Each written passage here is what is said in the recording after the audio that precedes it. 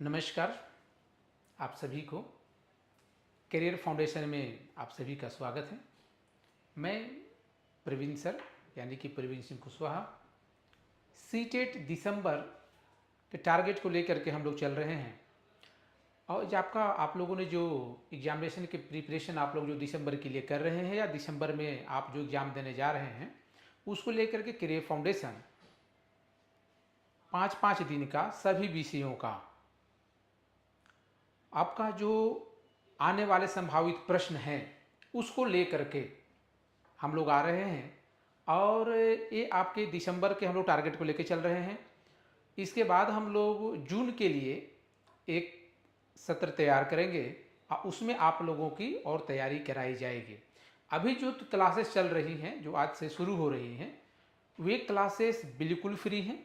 आप अपने मित्र साथियों को सूचित कर सकते हैं कि फ्री दिसंबर टारगेट क्लासेस और वे वैसे प्रश्न संकलित किए गए हैं सभी का जिसमें जो अगर आप इसको कर लें कंप्लीट रूप से तो आपके दिसंबर के एग्जामिनेशन में बहुत बड़ी सहयोग मिल जाएगी और संभावित टारगेट क्वेश्चन आपको मिल जाएंगे। तो आप जैसे सीडीपी की मैं बात करूं, मैं सीडीपी आपको स्टडी करा रहा हूं, तो मैं बता दूं कि इसमें 30 में से 30 आंसर आपके पास सही आ जाए, यही हम लोग का टारगेट है। आप अधिक से अधिक अंक जो है वो ले लाएं दिसंबर में। यदि आप इसमें किसी कारण कम लाते हैं या लगता है कि आगे जून वाले में शामिल होने की ज़रूरत है तो जून वाला बैच हम लोग दिसंबर एग्जामिनेशन के बाद शुरू कर देंगे। जो अभी जो क्लासेस है वो बिल्कुल फ्री हैं और आप रेगुलर क्लासेस अभी कर सकते हैं जो प्रत्येक दिन 11 बजे से इसी समय पे लिए जाएंगे और वो सभी टारगेट क्वेश्चन आपको सोल्व कराए जाएंगे। उसका विश्लेषण भी किया जाएगा। हमारा उद्देश्य केवल आपको क्वेश्चन बताना, आंसर बताना नहीं है, बल्कि इन 30 प्रश्नों के माध्यम से हमें और प्रश्नों का विश्लेषण करना है। जो इससे संबंधित प्रश्न आ जाए तो आपके पास उसके उत्तर हों और आपका अंडरस्टैंडिंग लेवल यानी कि प्रश्न के समझने की शक्ति, उत्तर चुनने की शक्ति आपके पास बेहतर हो। तो चलिए चलते हैं हम लोग आज के क्लासेस में और शुरू करते हैं कुछ प्रश्नों का विश्लेषण। ये प्रश्न आपके 30 होंगे। 30 प्रश्नों का विश्लेषण हम लोग आज के क्लास में करेंगे जो आपके दिसंबर के लक्ष्य को लेकर के संकलित किया गया है। अब ये 30 प्रश्न हम आपको करेंगे 5 दिन, तो लगभग 150 प्रश्नों का विश्लेषण हम लोग 5 दिन में करेंगे। और बाकी जो पेपर है उसके ऐसे ही प्रश्नों के विश्लेषण चलेंगे। अभी सीडीपी चलेगा, सीडीपी के बाद मैथ होगा, मैथ के बाद साइंस, साइंस के बाद सोशल साइंस, सोशल साइंस के बाद हम लोग लैंग्वेज 1, लैंग्वेज 2 का भी विश्लेषण करेंगे। तो चलिए हम लोग आज की क्लासेस शुरू करते हैं।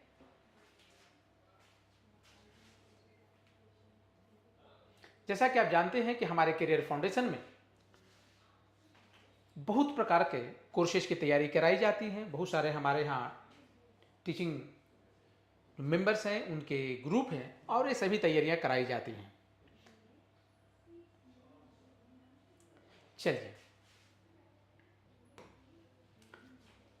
पहला प्रश्न which of the following is not a domain of child development. निम्नलिखित में से कौन सा बाल विकास का क्षेत्र नहीं है। जैसा कि मैं आपको बता दूं, आप लोग क्या करेंगे कि इन प्रश्नों के उत्तर टिक करते जाएंगे। प्रश्न और उसके उत्तर, संभावित उत्तर, वो दोनों लैंग्वेज में, हिंदी इंग्लिश में आपको मिलेंगे तो आपको सुविधा होगी। तो आप प्रश्न पढ़ें और इसके सही उत्तर दें।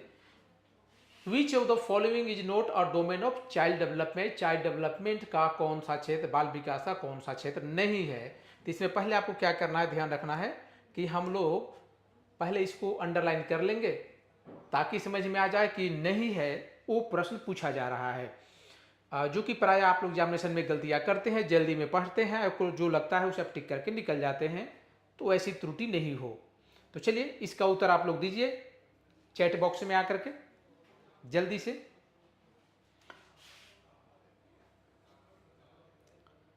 क्योंकि हमें विश्लेषण भी प्रश्नों के करने हैं तो आपके उत्तर का इंतजार भी करते हैं। और चलिए मैं आपसे प्रश्नों का विश्लेषण करता हूं। डोमेन पूछ रहा है और डोमेन क्या, जो नहीं है, नॉट। निम्नलिखित में से कौन सा चाइल्ड डेवलपमेंट का क्षेत्र नहीं है, बाल विकास का क्षेत्र नहीं है, ये पूछ रहा है। तो सबसे हम लोग जो अब यहाँ जो देखेंगे, हम लोग देखेंगे कि एक होता है कॉग्निटिव डेवलपमेंट, जिसे आप लोग बौद्धिक विकास भी कह सकते हैं। बौद्धिक विकास का ही एक सीखने का भाग है कॉग्निटिव डेवलपमेंट।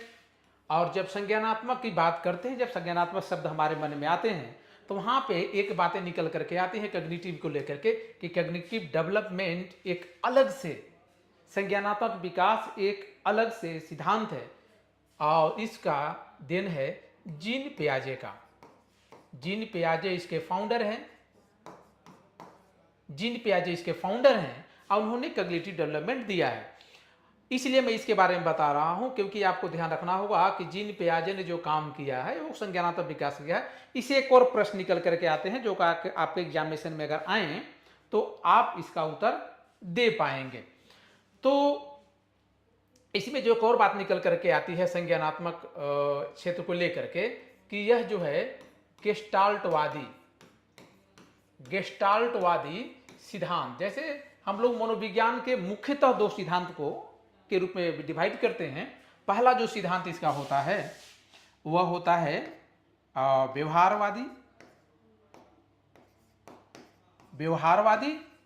और दूसरा क्या है, गेस्टाल्टवादी।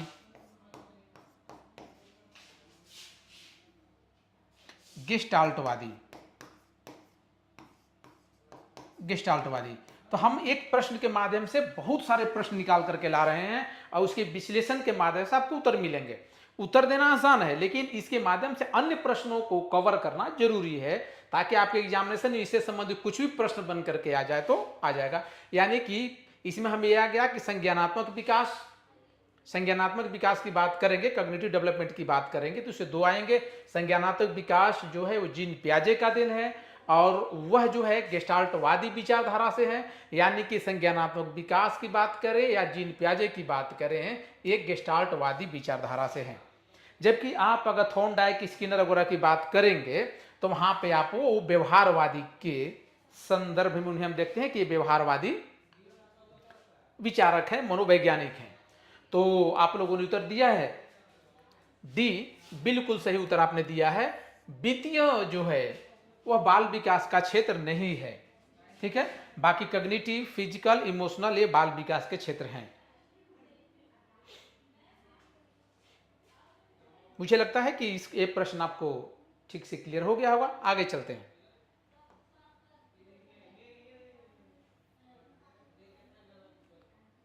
प्रश्न संख्या 2, the term nature vs nurture refers to the debate about प्रकृति बनाम पोषण। प्रकृति बनाम पोषण शब्द निम्नलिखित में से निम्नलिखित के बारे में बहस को संदर्भित करते हैं। डिबेट, बहस को करते हैं तो क्या होगा, प्रकृति बनाम पोषण। अगर इसकी बात करें तो नेचर vs नर्चर, इसमें क्या होगा, the role of genetic versus environmental influences on development, यानी कि विकास पर अनुवांशिकी बनाम पर्यावरणीय प्रभावों की भूमिका, क्योंकि नेचर वर्सेस नर्चर की बात कर रहे हैं। The influence of peers versus family on a child's development, बच्चे के विकास पर साथियों बनाम परिवार का प्रभाव। C, the impact of culture versus individual experience on learning, सीखने पर प्रकृति बनाम व्यक्तिगत अनुभवों का प्रभाव। D, the importance of natural abilities versus acquired skill in education, शिक्षा में अर्जित कौशल बनाम प्राकृतिक क्षमताओं का महत्व, विकास पर अनुवांशिकी बनाम पर्यावरण प्रभावों की भूमिका। अगर इसके बात करें तो इसमें क्या होंगे, सही उत्तर क्या होगा, जल्दी से सही उत्तर देते चलें। इसका सही उत्तर होगा the role of genetics versus environmental influence of on development. इसका सही उत्तर क्या होगा, the role of genetics versus environmental influences on development, यानी कि विकास पर आनुवांशिकी बनाम पर्यावरणीय प्रभावों की भूमिका, इस पे बहस की बात हो रही है, इस पे डिबेट की बात हो रही है, इस पे चिंतन की बात हो रही है। तो चलिए आगे चलते हैं, अगले प्रश्न को देखते हैं। प्रश्न संख्या 3, question number 3, according to Piaget theory which stage occurs during the stage of the age of 7 to 11 years। पियाजे के सिद्धांत के अनुसार 7 से 11 वर्ष की आयु के दौरान कौन सी अवस्था होती है? कौन सी अवस्था होती है 7 से 11 वर्ष के दौरान? सेंसरी मोटर स्टेज, संवेदी मोटर या गामक, गामक भी बोलते हैं, संवेदी गामक अवस्था। प्री ऑपरेशनल स्टेज, पूर्व संचालन या पूर्व संक्रियात्मक अवस्था। कंक्रीट ऑपरेशनल स्टेज, मूर्त संक्रियात्मक अवस्था। ऐसे आप जानते हैं अवस्था। और फिर है आपका फॉर्मल ऑपरेशनल स्टेज, इसे हम लोग बोलते हैं औपचारिक संक्रियात्मक अवस्था। तो आपके एग्जामिनेशन में जो प्रश्न आएंगे इस आधार पे भी हिंदी में आ सकते हैं, इंग्लिश में इस प्रकार से होंगे। संक्रियात्मक कर लेंगे ऑपरेशनल को हम लोग संक्रियात्मक कर लेंगे, तो आपके उत्तर। लेकिन मैं एक बात बता दूं कि यदि आपको सीटेट को क्वालिफाई करना है तो इंग्लिश जो सेंटेंस हैं, इंग्लिश जो वर्ड हैं, उसको थोड़े ठीक से समझने होंगे तो आपको उत्तर। क्योंकि इंग्लिश में क्या होता है कि एक शब्द के एक ही अर्थ निकल करके आता है, लेकिन जब इंग्लिश से आप उसको हिंदी में देखेंगे तो उसके बहुत सारे अर्थ निकल करके आते हैं। तो हमें इस बात का ध्यान करना है कि हमें अगर हो सके तो आप क्या करेंगे कि इंग्लिश वर्जन को ठीक करेंगे। और जब आप एग्जामिनेशन में उनके देखेंगे जो इंस्ट्रक्शन है क्वेश्चन के, वो साफ दिए होते हैं कि यदि हिंदी और अंग्रेजी में जो प्रश्न या प्रश्न के जो उत्तर दिए गए हैं या जो आपको ऑप्शन दिए गए हैं, उसमें अंग्रेजी और हिंदी के संदर्भ में देखेंगे तो आपको इंग्लिश वाले मान्य किए जाएंगे। ऐसा वर्णन को प्रश्न पत्र में आपको मिलेंगे। तो मैं भी रिकमेंड करता हूं यहां पे कि आपको जब मिले तो प्रयास कीजिए कि इंग्लिश वाला जो ऑप्शन है उसे ठीक से समझेंगे। तो अगर हम लोग, आप इसका उत्तर आप दें, इसका उत्तर आप दीजिए कि 7 से 11 वर्ष, 7 से 11 वर्ष में कौन सी अवस्था आती है? 7 से 11 वर्ष में इसका होगा सी। क्या होगा? सी। अब इसको थोड़ा सा विश्लेषण कर लेते हैं। सी आप लोग समझा कि सी होगा।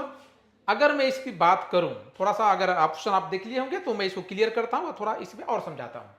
सेंसरी मोटर स्टेज, ये जो स्टेज है, ये जो स्टेज है इसे हम लोग देखते हैं, ये 0 से 2 वर्ष, ठीक है।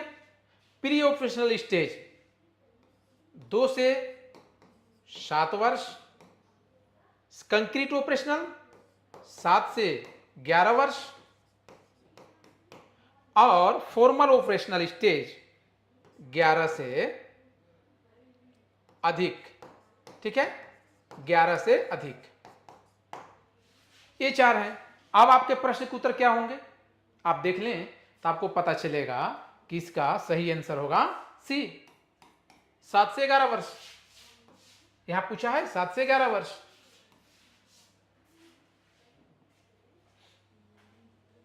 आगे चले तो आपको अगर एक प्रश्न आया तो मैंने उसको बता दिए कि आपको इससे 4 प्रश्न अगर एग्जामिनेशन में ये पूछ दे, सेंसरी मोटर स्टेज, संवेदी गामक अवस्था, आयु के दौरान कौन सी,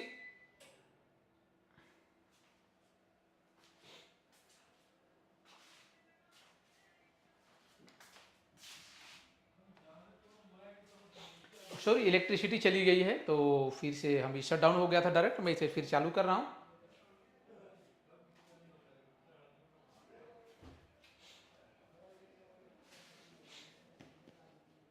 हमें उम्मीद है कि आप अगर रेगुलर क्लासेस कर लेंगे सीडीपी के तो आपको सीटेट के एग्जामिनेशन जो दिसंबर में होने वाले हैं उसमें आपको काफ़ी मदद मिल जाएंगे।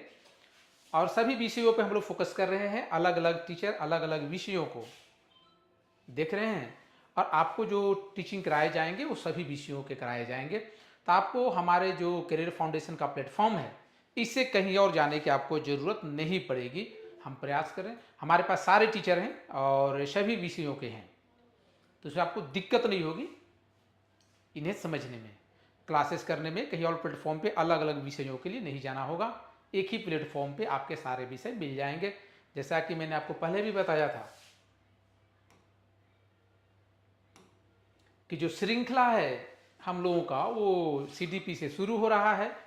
सीडीपी के बाद मैथमेटिक्स, मैथमेटिक्स के बाद साइंस, साइंस के बाद सोशल साइंस और सोशल साइंस के बाद लैंग्वेज के जो हमारे टीचर्स हैं वो क्लासेस लेंगे।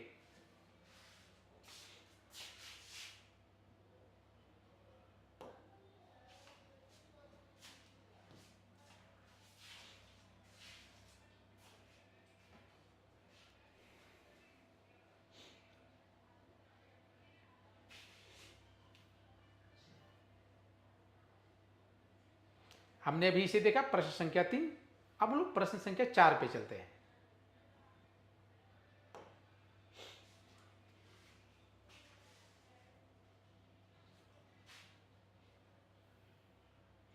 Which of the following an example of gross motor skill?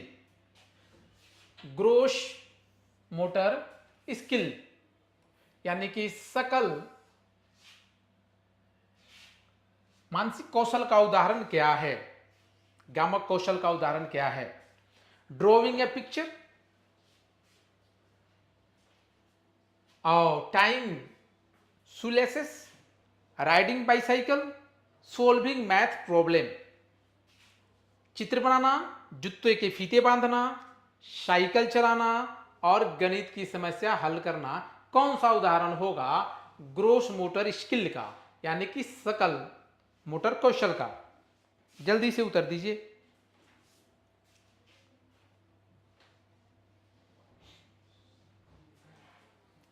इसका होगा राइडिंग बाइसाइकिल, साइकिल चलाना ग्रोस मोटर स्किल का एग्जाम्पल है। ठीक है,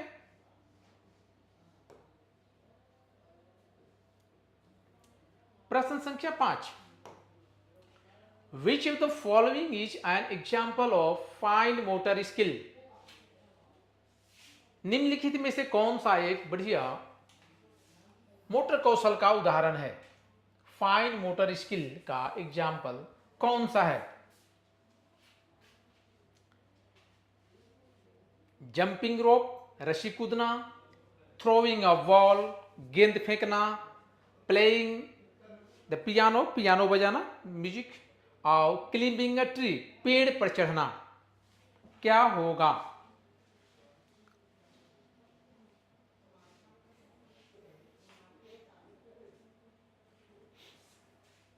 क्या होगा? फाइन मोटर स्किल, काफी बारीक मानसिक क्रिया। क्या होगा उसमें? तो उसमें होगा पियानो बजाना। जंपिंग नहीं होगा, बॉल फेंकना नहीं। पियानो बजाने के लिए आपको उसके म्यूजिक के साथ, बटन के साथ मिल कर करके काफी बारीक के साथ आपको क्रिया को करने होते हैं।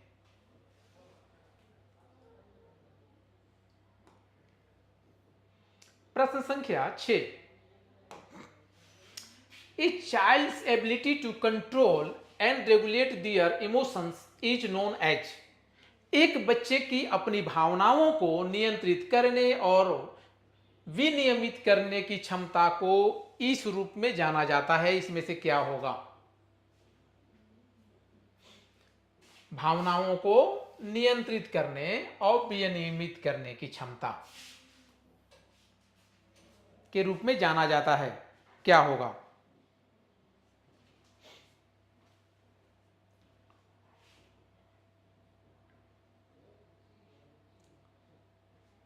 भावनाओं को नियंत्रण करना, इमोशन से जुड़ा हुआ, विनियमित करना भावनाओं को, तो इससे होगा आपका इमोशनल इंटेलिजेंस यानी कि भावनात्मक बुद्धिमत्ता। क्या सही उत्तर होगा?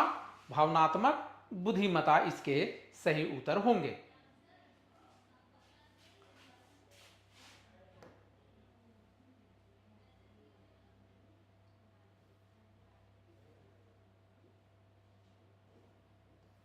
प्रश्न संख्या 4। यदि आप लोगों को लगे कि इस प्रश्न पे थोड़ा और विश्लेषण की जरूरत है तो आप प्लीज मैसेज कर देंगे, उस प्रश्न को हम लोग विश्लेषित हम करेंगे।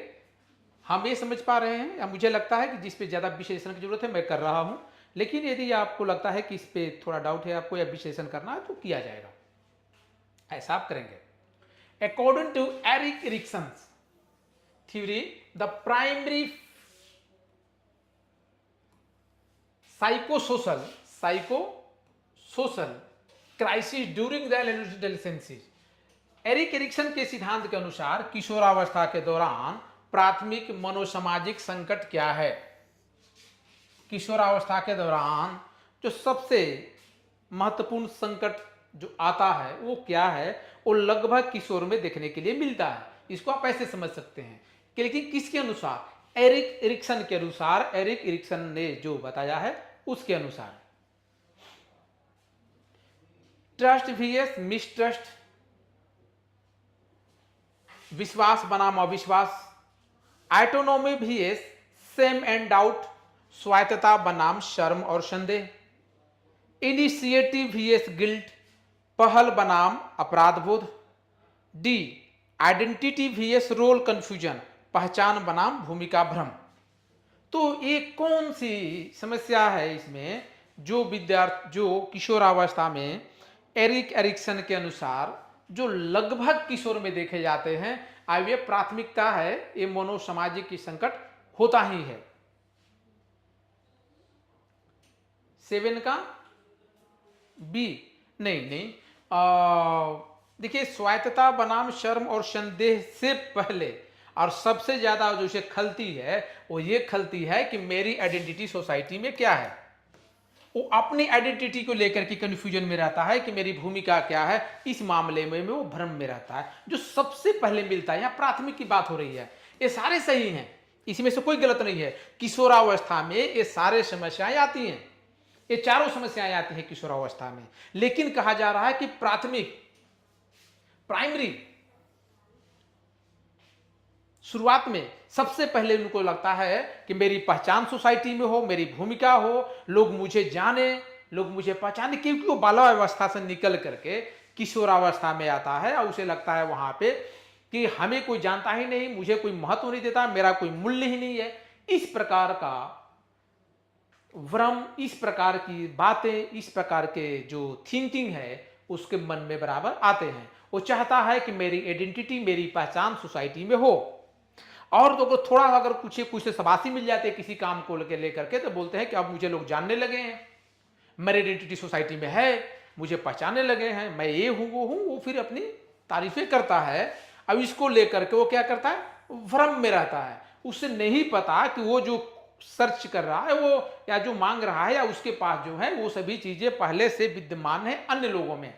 जो उसके पास ज्ञान होता है वो सोचता है कि सिर्फ मेरे पास है, इसके अलावा दूसरे के पास नहीं है, या है तो अधूरा है, इसलिए वह बहस में कूद जाता है और उस ज्ञान को लेकर के बहस में आता है। यही कारण है कि आप देखेंगे खास करके सोशल मीडिया में आज के संदर्भ में तो फेसबुक हो, इंस्टाग्राम हो, ट्विटर पर तो बहुत कम लोग हैं, और व्हाट्सएप हो, इस पे जो ज्ञान वो देते हैं और उसको लेकर के वो काफी डीप बहस में चले जाते हैं। इसके लेकर के वो झगड़ा, विवाद, गलत शब्दों का प्रयोग यो इसी को लेकर के करते हैं, पहचान बनाम भूमिका को लेकर के। उनके मन में जो भ्रम है वही लेकर के है कि मैं जो जानता हूं वो सही है, मुझे जो बताया गया है वही सही है। तो इसको लेकर के उसके मन में भ्रम हमेशा होता है, शुरुआत में होता है। अब ये कोई नई बात नहीं है, ये सभी किशोरों में ऐसा होता है। चलिए, लेकिन इसमें से कोई गलत नहीं है, इसमें सभी युवाओं में ये समस्याएं या चीजें होती हैं, लेकिन आइडेंटिटी एंड रोल कंफ्यूजन ये इसके पास सबसे पहले होता है, अधिकतर युवाओं में होता है। प्रश्न संख्या 8। The process of providing support and assistance to help student reach their potential is known as. छात्रों को उनकी क्षमता तक पहुंचने में मदद करने के लिए समर्थन और सहायता प्रदान करने की प्रक्रिया को किस रूप में जाना जाता है या इस रूप में जाना जाता है? डिफरेंशिएशन यानी कि भेदभाव, एकोमोडेशन समायोजन, इंक्लूजन समावेशन, स्कैफोल्डिंग यानी कि मचान। चलिए, इस प्रश्न को मुझे थोड़ा और विश्लेषण करना होगा, लेकिन प्रश्न संख्या भी ज्यादा है तो थोड़ा तेजी से चलेंगे ताकि ज्यादा समय न ले। 1 घंटा में हम लोग इसको कंप्लीट कर लेंगे सारे क्वेश्चन। तो इसका जो उत्तर होगा, छात्रों की उनकी क्षमता तक पहुंचाने में मदद करने के लिए समर्थन और सहायता जो हम प्रदान करते हैं, इस प्रक्रिया को बोलते हैं स्कैफोल्डिंग। इसे क्या बोलते हैं? स्कैफोल्डिंग, मचान। इसको क्या बोलते हैं? स्कैफोल्डिंग, मचान। इसमें क्या होता है कि जो विद्यार्थी जहां तक उसकी क्षमता है वहां तक वो चला जाता है। इसी को, स्कैफोल्डिंग को ही जिस एरिया में स्कैफोल्डिंग करते हैं उसी को हम लोग बोलते हैं जोन ऑफ प्रोक्सिमल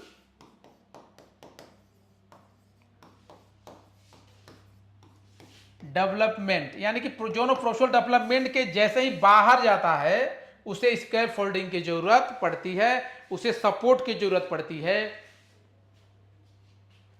जैसे मैं एक बार बता दूं कि कोई एक ट्री है, इस पे कोई बालक चढ़ना चाहता है, उसकी क्षमता है कि यहां तक चढ़ गया है और आप उसे सपोर्ट कर रहे हैं, यहां से पुश कर करके, हाँ हाँ हो जाएगा, चलो चलो ठीक है, ये लेकर के। ये जो पढ़ाई में भी ऐसा होता है कि जब बालक को आप जैसे टेबल सुनाने के लिए बोलते हैं, टेबल सुनाने के दौरान वो कहीं रुक जाता है, रुकने के बाद आप थोड़ी सी हेल्प कर देते हैं तो उसके बाद फिर वो अंत तक टेबल के पहुंच जाता है।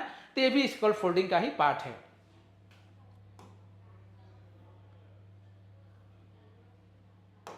आगे चलते हैं। Which of the following teaching method focus on hands on experiences and active learning?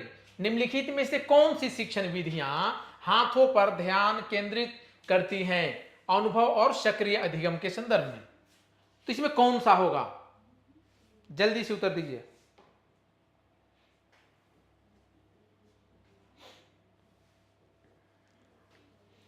कौन होगा इसमें? एक्सपेरिंशियल लर्निंग यानी कि अनुभवात्मक अधिगम। यहां तो कह रहा है ना हैंड्स ऑन एक्सपीरियंस, और किससे संबंधित है? एक्टिव लर्निंग से संबंधित है। तो इसमें कौन होगा? एक्सपेरिंशियल लर्निंग यानी कि अनुभवात्मक अधिगम, जो उसने सीखा है, जो उन्होंने अनुभव कर करके उससे संबंधित बात की जा रही है।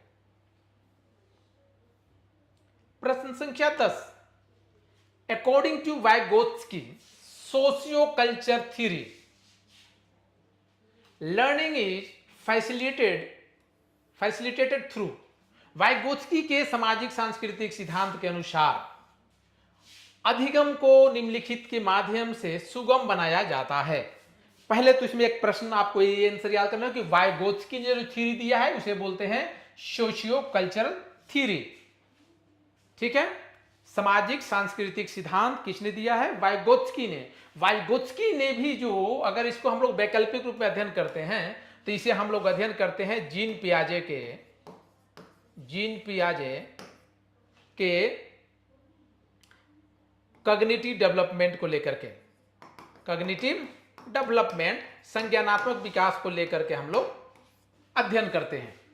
ठीक है, तो ये चीज आ गया कि इसमें वाइगोत्स्की एक इसमें निकल करके आ गया।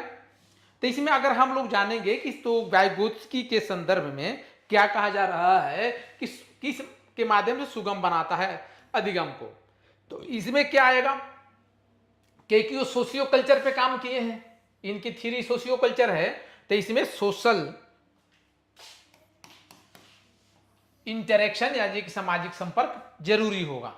इसमें क्या जरूरी होगा? सामाजिक संपर्क। सामाजिक संपर्क नहीं होगा यानी कि सामाजिक संपर्क से बच्चे को सीखना, सामाजिक संपर्क यदि नहीं होगा तो, यदि सामाजिक संपर्क नहीं होता है तो बालक को आप सीखने में सुगम नहीं बना सकते, इसलिए सामाजिक संपर्क जरूरी है। सोशलाइजेशन, सोसाइटी का सहयोग जरूरी है। इसीलिए उन्होंने जो थ्योरी दिया इसको बोलते हैं सोशियो कल्चरल थ्योरी। किसका है? वाइगोत्स्की का। आगे चलते हैं।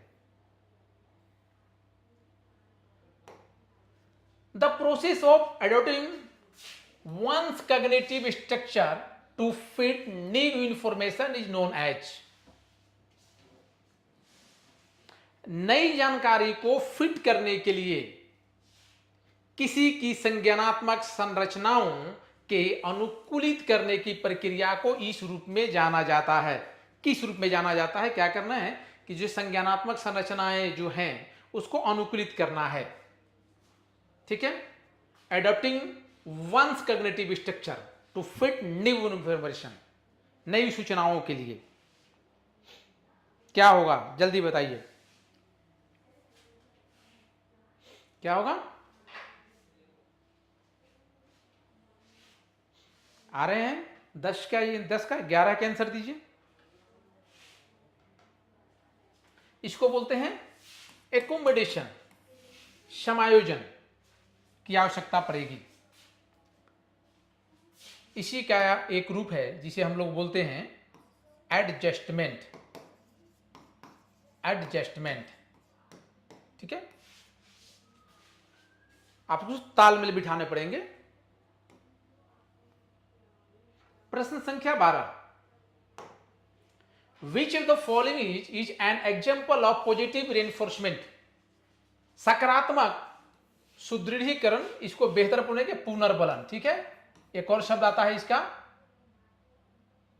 पुनर्बलन, रेनफोर्समेंट। ठीक है, सुदृढ़ीकरण पुनर्बलन का उदाहरण है। इनमें कौन सकारात्मक पुनर्बलन का उदाहरण है? Adding extra homework as punishment, सजा के तौर पर बच्चे को आप अतिरिक्त गृह कार्य दे देते हैं, होमवर्क दे देते हैं। Giving a sticker for completing a task, किसी कार्य को पूरा करने के लिए आप कुछ उसके साथ चिपका देते कि ये काम करना है तुम्हें। Taking away recess as a consequence, परिणाम स्वरूप आप उसे अवकाश देते हैं। इग्नोरिंग अनवांटेड बिहेवियर, अवांछित व्यवहार को आप अनदेखा करते हैं, जो अनवांछित व्यवहार वो करता है। तो क्या होगा जल्दी बताइए?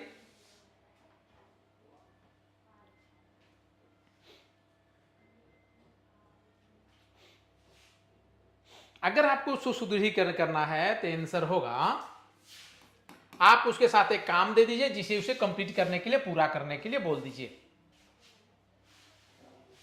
ठीक है, प्रश्न संख्या 13, question number 13, in the context of classroom management, किस संदर्भ में? क्लासरूम मैनेजमेंट, कक्षा प्रबंधन के संदर्भ में। Which of the following is an example of intrinsic motivation, यानी कि कक्षा प्रबंधन के संदर्भ में निम्नलिखित में से कौन सा आंतरिक प्रेरणा का उदाहरण है? किसका उदाहरण है? आंतरिक प्रेरणा का उदाहरण है। निम्नलिखित में से कौन सा आंतरिक प्रेरणा का उदाहरण है? Offering reward for good behaviour, अच्छे व्यवहार के लिए पुरस्कार दीजिए। Threatening with punishment for misbehaviour, गलत व्यवहार किया है उसके लिए उसको आप दंडित कीजिए, दंडित करने के लिए बोलिए। Encouraging student to set personal goal, छात्रों को व्यक्तिगत लक्ष्य निर्धारित करने के लिए प्रोत्साहित करें। और imposing strict rules and regulation, सख्त नियम और विनियम आप लागू कर दीजिए। क्या होगा? क्या करेंगे आप एज ए टीचर? क्या करना है आपको?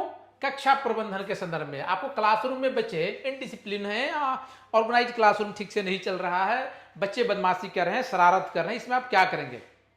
शरारत करने के लिए बच्चों के मुख्यतः 2 कारण हैं। या आपकी टीचिंग लर्निंग जो प्रोसेस, आप टीचिंग स्किल आप जो यूज कर रहे हैं वो इतना प्रभावी नहीं है कि बच्चे को आपके क्लासरूम के लिए के प्रति कंसंट्रेट कर पाए, यानी कि वो उनका मन आपके क्लासरूम में नहीं लग रहा है, विचलित हो रहा है मन। तो आपका टीचिंग स्किल या टीचिंग टेक्निक ठीक नहीं है, टीचिंग मेथड का प्रयोग आप ठीक से नहीं कर रहे हैं। एक कारण एक आता है क्लासरूम में मतलब अगर बच्चे इनडिसिप्लिन है तो। दूसरा, आप जो काम जो आप बच्चों को पढ़ा रहे हैं या जो प्रोजेक्ट आप दिए हैं उनके लिए हल्का है, वो तुरंत कर लिए, करके वो रिलैक्स हैं, इसके बाद वो बदमाशी करेंगे, शरारत करेंगे। आपको क्या करना है? आपको इसके लिए क्या करना है कि उनके जो व्यक्तिगत लक्ष्य हैं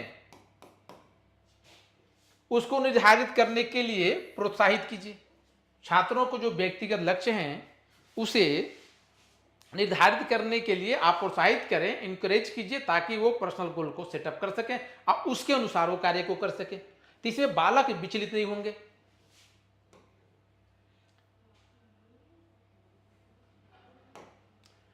Which of the following is an example of a formal assessment? Formal assessment यानी कि औपचारिक मूल्यांकन का उदाहरण है, इनमें से कौन है? जल्दी बताइए।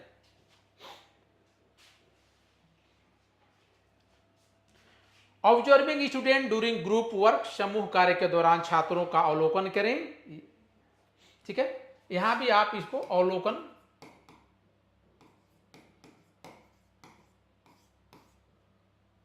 सॉरी आकलन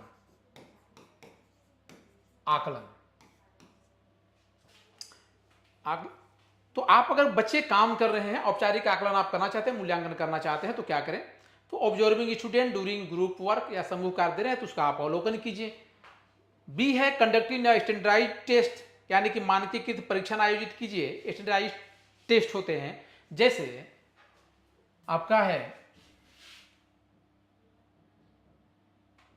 समायोजन मापनी, ये समायोजन मापनी या एक स्टैंडर्डाइज्ड टूल्स है। तो इस प्रकार के टूल्स का प्रयोग आप लोग कर सकते हैं। या आप एक और टूल्स का मैं नाम दूं जिसको मानकीकृत उपकरण के बारे परीक्षण के बारे में बात करें, तो आप इसके लिए टूल्स यूज कर सकते हैं। Home environment scale. जैसे अगर इसकी हम बात करें तो ये प्रोफेसर के.एस. मिश्रा, करुणाशंकर मिश्र का ये दिया हुआ है।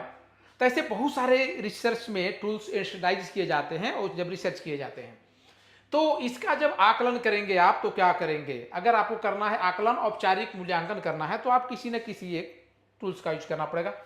तो इसका सही उत्तर होगा कि आप कंडक्टिंग स्टैंडर्डाइज्ड टूल्स, आप मानकीकृत उपकरण का प्रयोग कीजिए, परीक्षण कीजिए, टूल्स लीजिए, उनको दीजिए, वो भर करके देंगे आपको। लेकिन जिनका आप जांच करें उन्हें नहीं पता चलना चाहिए कि आप ये क्यों करवा रहे हैं। प्रश्न संख्या 15, the process of identifying and addressing the individual needs of student with diverse learning ability is called. विविध शिक्षण क्षमताओं वाले, जो विभिन्न शिक्षण क्षमताओं वाले जो विद्यार्थी हैं, छात्रों की व्यक्तिगत आवश्यकताओं की पहचान करने और उन्हें संबोधित करने की प्रक्रिया को कहा जाता है। क्या कहा जाता है संबोधित करने की प्रक्रिया को?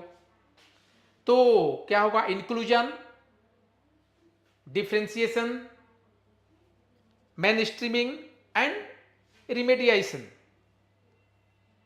क्या होगा? जल्दी से उत्तर दीजिए। क्या होगा? डिफरेंशिएशन यानी कि विभेदीकरण। क्या होगा? विभेदीकरण। क्योंकि वो बालक विशिष्ट क्षमताओं वाले हैं और उनकी व्यक्तिगत आवश्यकताएं हैं, तो उनको आप अलग से उनको आपको बताने समझाने पड़ेंगे उनके, क्योंकि वो इंडिविजुअल डिफरेंस है, व्यक्तिगत विभिन्नता के आधार पे वो काम करें, तो विभेदीकरण के आधार पे आप करेंगे। इंक्लूजन होता है जब आप प्रतिभाशाली, सामान्य और मानसिक रूप से पिछड़े अधिगम वाले बालकों को एक साथ पढ़ाते हैं, इंक्लूजन बोला जाता है। मेन स्ट्रीमिंग अपराधी बालकों को या समस्यात्मक बालकों को मुख्य धारा में जोड़ने का काम करते हैं। और रिमेडिएशन मतलब होता है कि उनके साथ कोई समस्याएं हैं, उसमें सुधार के लिए आप कुछ रिमेडियल, कुछ उपचार, कुछ सुझाव दे रहे हैं। तो इस प्रकार से होता है। प्रश्न संख्या 16,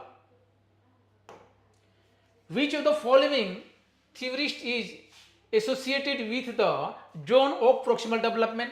मैंने जोन ऑफ प्रोक्सिमल डेवलपमेंट, इससे 3-4 प्रश्न मैंने पीछे आपको बताया था। तो निम्नलिखित में से कौन सा सिद्धांत कारक समीपस्थ विकास के क्षेत्र से जुड़ा है? तो कौन है बताइए? जोन ऑफ प्रोक्सिमल डेवलपमेंट किनके थ्योरी में आता है? मैंने इसके बारे में बताया है पहले क्लासेस में भी, तो बताइए किस में आता है? लेव वाइगोत्स्की, सही आंसर होगा लेव वाइगोत्स्की। लेव वाइगोत्स्की का जो है वो है सामाजिक सांस्कृतिक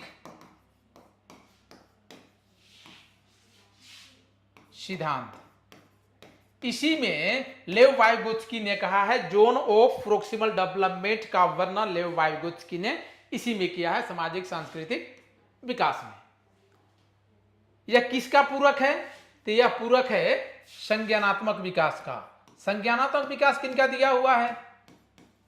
संज्ञानात्मक विकास किसने दिया है? संज्ञानात्मक विकास दिया है जीन पियाजे ने। इन्हीं के विकल्प के रूप में लेव वाइगोत्स्की की थ्योरी आई है। ठीक है, आगे चले।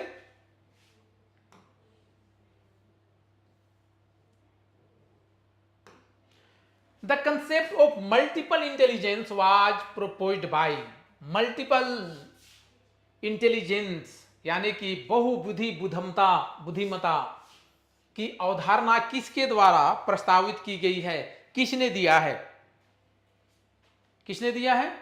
जल्दी से, आप लोगों ने इसके बारे में पहले हल किए हैं, जल्दी से।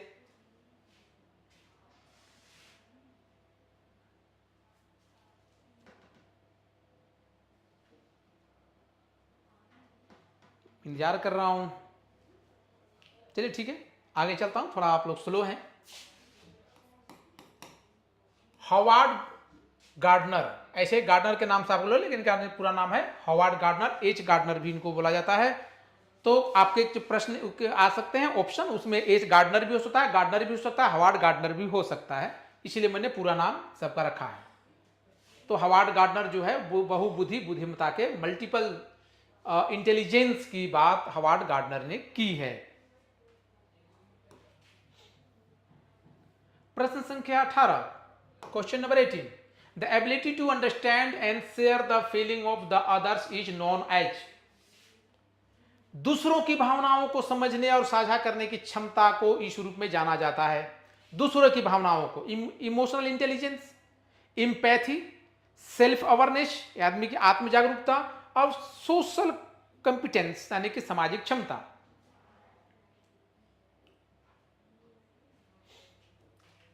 क्या होगा? दूसरों की भावनाओं को हम समझते हैं और उसकी भावनाओं को, समस्याओं को साझा करने का प्रयास करते हैं। तो क्या आप इमोशनल इंटेलिजेंस से संबंधित भावनात्मक बुद्धिमत्ता कर रहे हैं, या इम्पैथी सहानुभूति है उसके प्रति आपको, या सेल्फ अवेयरनेस है, आत्म जागरूकता है कि उसकी भावनाओं को आप समझ पा रहे हैं, या सोशल कंपिटेंस सामाजिक क्षमता यानी कि सामाजिक क्रिया का एक भाग है इसलिए आप कर पा रहे हैं? क्या होगा? तो इसका आंसर होगा 18 का इम्पैथी। आप उसकी जो मानसिक स्थिति है, उसकी जो मानसिक क्रियाएं जो अंदर चल रही हैं, उसके साथ जो समस्याएं हैं, उसको आप महसूस कर पा रहे हैं। महसूस, सिंपैथी में क्या अंतर है? इम्पैथी मतलब वो जो समस्या में है उसको एकदम आप अपने स्तर से वहीं जाके महसूस कर पा रहे हैं, क्योंकि आपने इस स्तर को पहले झेला है या इसके बारे में आप पहले से ठीक से समझते हैं। सिंपैथी क्या होता है कि ठीक है उसके साथ समस्याएं हैं, उसके साथ सहानुभूति दिखाना कि उसके आपको कोऑपरेट कर दिए, कुछ मदद कर दिए, नहीं। इम्पैथी में होता है कि उसके स्तर पर जाकर के उस भावनाओं को महसूस करना। ठीक है, प्रश्न संख्या 19, which of the following is an example of a metacognitive strategy. किसका एग्जाम्पल कौन सा है? मेटाकोग्निटिव स्ट्रेटजी का एग्जाम्पल क्या है इनमें से? निम्नलिखित में से कौन सा मेटाकोग्निटिव रणनीति का उदाहरण है? Taking notes during a lecture, व्याख्यान के दौरान नोट्स लेना, रिपीटिंग इंफॉर्मेशन अलाउड, जानकारी को जोर से दोहराना, समराइजिंग की पॉइंट्स, मुख्य बिंदुओं को सारांशित करना, setting goals and planning study time, लक्ष्य निर्धारित करना और अध्ययन समय की योजना बनाना कि आपको कैसे अध्ययन करने हैं। इसे चलिए बताइए जल्दी से ऑप्शन बताइए इसका। प्रश्न संख्या 19।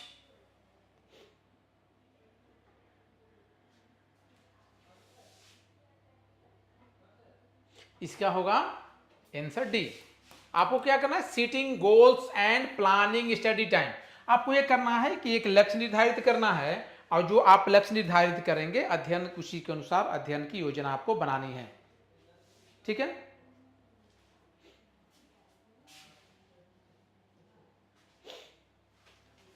चलें आगे।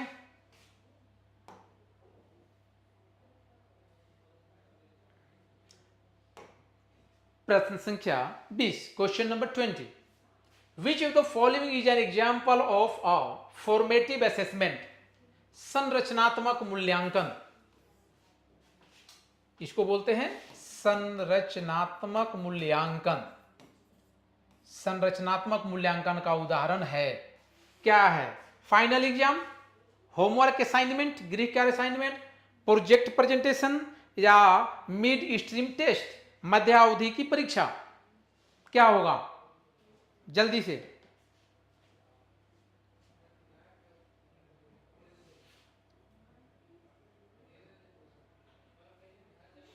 आप अगर किसी का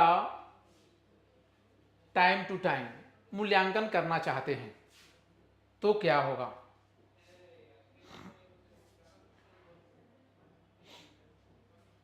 संरचनात्मक मूल्यांकन।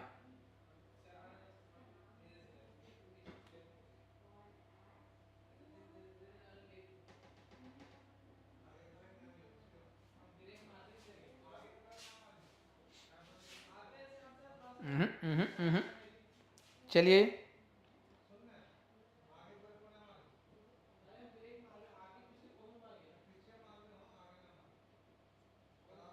जल्दी से।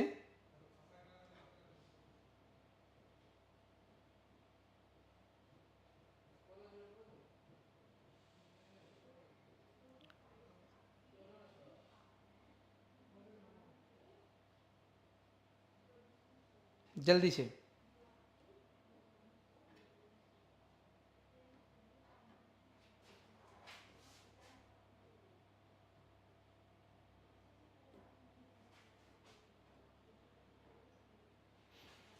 हाँ, क्या होगा?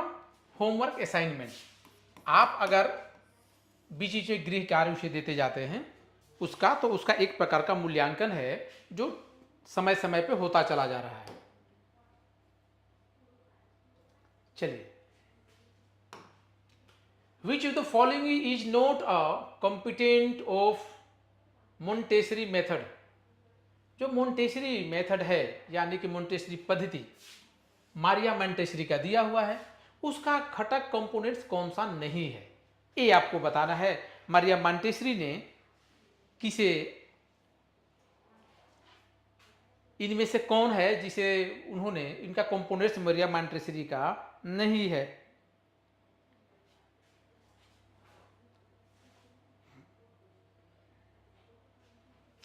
क्या होगा? इंडिविजुअलाइज इंस्ट्रक्शन, व्यक्तिगत निर्देश, मिक्स्ड एज क्लासरूम, मिश्रित आयु वर्ग की कक्षाएं, टीचर डायरेक्टेड एक्टिविटीज, कक्षा निर्देशित गतिविधियां, हैंड्स ऑन लर्निंग मटेरियल्स, व्यवहारिक शिक्षण सामग्री। क्या होगा इसका? जो नहीं है हमें खोजना है, जो नहीं है। तो इसमें क्या होगा? सब होंगे, केवल ये नहीं होगा। मारिया मोंटेसरी ने कभी नहीं कहा कि टीचर डायरेक्टेड शिक्षण निर्देशित गतिविधियां कराएं। गतिविधियां बच्चों के अकॉर्डिंग हो, उनके सीखने के अकॉर्डिंग हो, खेल खेल में बच्चे सीखें।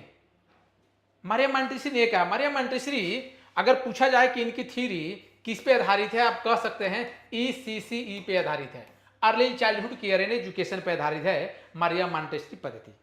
ठीक है, प्रश्न संख्या 22, 22। According to Maslow hierarchy of needs, which needs must be met first before higher level needs can be fulfilled? Maslow की आवश्यकताओं के पदानुक्रम के अनुसार उच्च स्तरीय आवश्यकताओं को पूरा करने से पहले किन आवश्यकताओं को पूरा किया जाना चाहिए? उच्च स्तरीय आवश्यकताओं का पूरा करें इससे पहले आप किन आवश्यकताओं को पूरा करना चाहिए? विद्यार्थियों के सबसे पहले कौन सी आवश्यकताएं पूरी होनी चाहिए? सेफ्टी नीड, सुरक्षा आवश्यकताएं, बिलोंगिंगनेस नीड्स, अपनापन की आवश्यकताएं, सेल्फ स्टीम नीड्स, आत्मसम्मान की आवश्यकताएं, या फिजियोलॉजिकल नीड्स, शारीरिक आवश्यकताएं। अगर मास्लो की जो आप थ्योरी पढ़ेंगे तो उसमें आपको जानेंगे, या वैसे भी आप जानते हैं कि सबसे पहले शारीरिक आवश्यकताओं की पूर्ति होनी चाहिए। शारीरिक आवश्यकताओं की पूर्ति अगर नहीं हो रही है तो मानसिक आवश्यकताओं की भी पूर्ति ठीक से नहीं हो पाएगी, कंसंट्रेशन नहीं बनेगा। तो पहले शारीरिक आवश्यकताओं की पूर्ति, जिसमें भोजन, वस्त्र, इसके बाद ही आप शिक्षा की बात कर सकते हैं। फिजियोलॉजिकल नीड्स जरूरी है शरीर के लिए।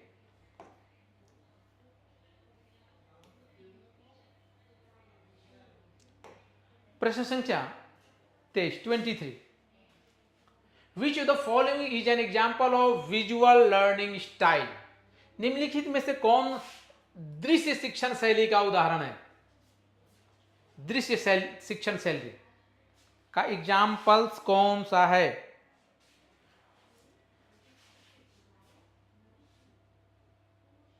इसमें होगा दृश्य शिक्षण शैली की अगर बात करें तो इसमें क्या होगा?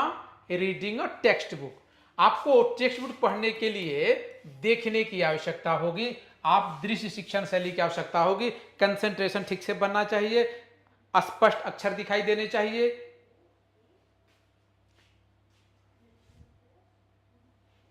प्रश्न संख्या 27 question number 24 the process of promoting equal opportunities and access to education for all student is known as.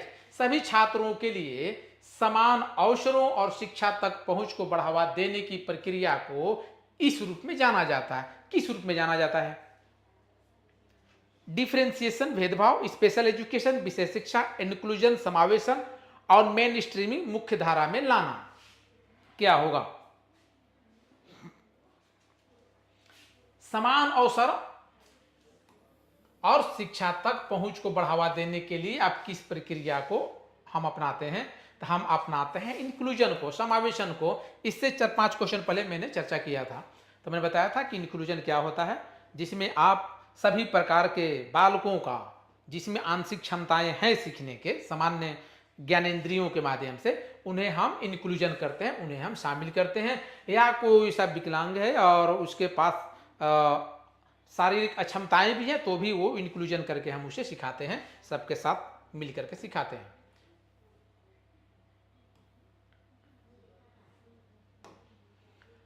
According to Jean Piaget, children construct their understanding of the world through। Jean पियाजे के अनुसार बच्चे दुनिया के बारे में अपनी समझ का निर्माण इस प्रकार करते हैं। किसके अनुसार? बच्चे दुनिया के बारे में अपनी समझ का निर्माण करते हैं। Schema, conditioning, imitation, reinforcement. Reinforcement को हम लोग एक और नाम से जानते हैं, पुनर्बलन।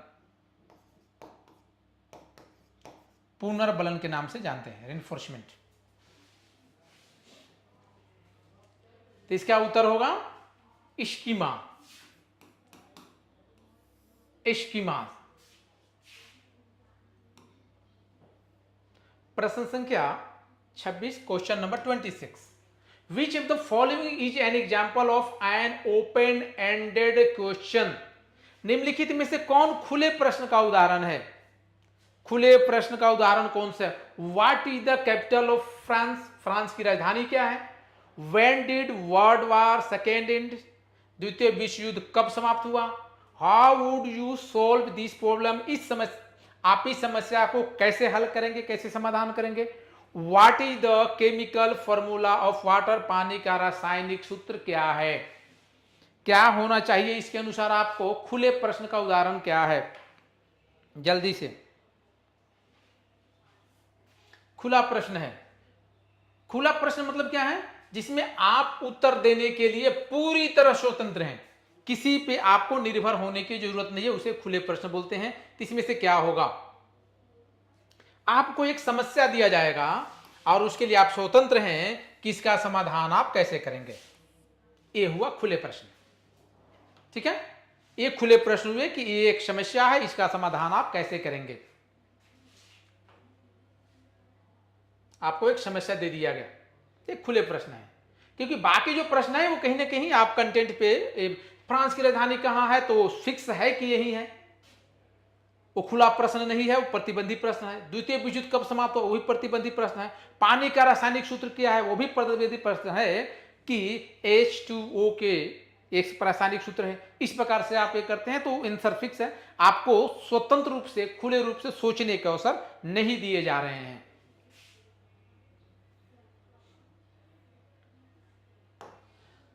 प्रश्न संख्या 27, which of the following is an example of culturally responsive teaching practice. निम्नलिखित में से कौन सा सांस्कृतिक रूप से उत्तरदायी शिक्षण अभ्यास का उदाहरण है।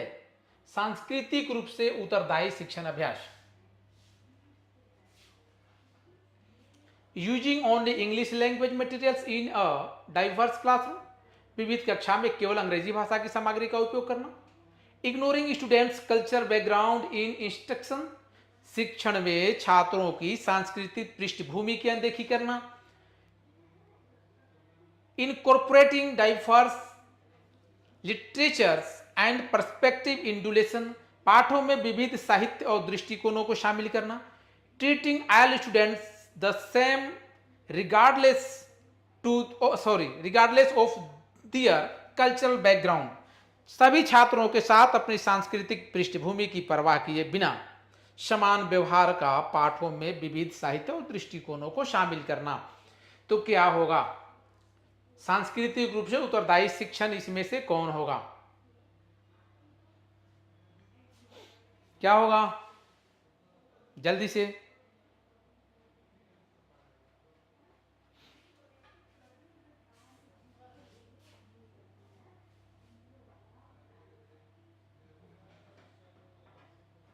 इसमें होगा incorporating diverse literature and perspective into lesson. जो पाठ हैं, जो लेसन है, इसमें विविध प्रकार के साहित्य दृष्टिकोणों का अगर हम शामिल करते हैं तो उससे बच्चे जब अध्ययन करेंगे तो सांस्कृतिक रूप से शिक्षण अभ्यास के उत्तरदायी इसके प्रति होगा।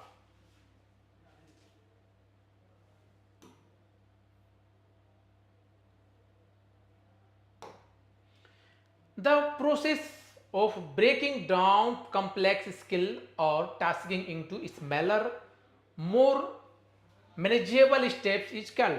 जटिल कौशल या कार्यों को छोटे, अधिक प्रबंधनीय चरणों में तोड़ने की प्रक्रिया को क्या कहा जाता है।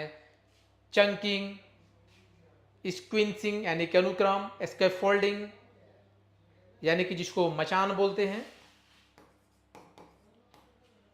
मॉडलिंग क्या होगा, जल्दी से उत्तर दें। सही उत्तर होगा चंकिंग। चलिए अगला प्रश्न। The process of observing and recording behaviour in a systematic and objective manner is known as. व्यवस्थित और वस्तुनिष्ठ तरीके से व्यवहार को देखने और रिकॉर्ड करने की प्रक्रिया को कहा जाता है। असेसमेंट यानी कि आकलन, एवेल्युएशन यानी कि मूल्यांकन, डॉक्यूमेंटेशन यानी कि प्रलेखन, ऑब्जर्वेशन यानी कि अवलोकन क्या होगा, जल्दी से। व्यवस्थित वस्तुनिष्ठ तरीके से व्यवहार को देखने और रिकॉर्ड करने की प्रक्रिया को हम लोग क्या बोलते हैं, ऑब्जर्वेशन। क्योंकि रिकॉर्ड करने की प्रक्रिया में तो डॉक्यूमेंटेशन भी आएगा, लेकिन व्यवस्थित और वस्तुनिष्ठ तरीके से व्यवहार को देखना यह केवल ऑब्जर्वेशन के माध्यम से ही संभव है। इसके बाद उसको आप अपने पास संक्षिप्त रूप से शामिल करते हैं। प्रश्न संख्या 30, ठीक है, आखिरी प्रश्न। The concept of social learning theory was proposed by. सामाजिक अधिगम सिद्धांत, याद रखेंगे, सामाजिक अधिगम सिद्धांत अलग है। और मैं आपको बता दूं सामाजिक सांस्कृतिक सिद्धांत अलग है। तो अगर सामाजिक अधिगम सिद्धांत की अवधारणा किसने दी, किसने प्रतिपादित किया, फाउंडर कौन है, किसने प्रपोज किया? क्या जीन पियाजे ने किया, अल्बर्ट बंडूरा ने किया, लेव वादगिस ने किया, लॉरेंस कोहलबर्ग ने किया? किसने किया? इसका सही उत्तर होगा एल्बर्ट बंडूरा। एल्बर्ट बंडूरा सामाजिक अधिगम सिद्धांत की खोज की है इन्होंने। जीन पियाजे संज्ञानात्मक विकास की इन्होंने खोज की है, कॉग्निटिव डेवलपमेंट का। लेव वादगिस सामाजिक अधिगम सिद्धांत की खोज इन्होंने की है। तो चलिए आज के क्लासेस बस इतना ही, मिलते हैं अगले क्लासेस में।